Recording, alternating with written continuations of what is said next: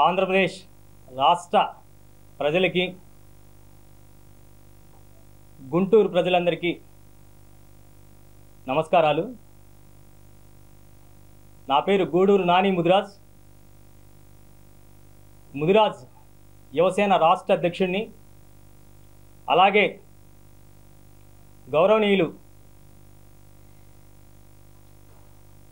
జాతీయ బీసీ సంక్షేమ సంఘం జాతీయ అధ్యక్షులైనటువంటి ఆర్ కృష్ణయ్య గారి బీసీ సంఘంలో ఆంధ్రప్రదేశ్ రాష్ట్ర యువజన అధ్యక్షుడిగా పనిచేశాను.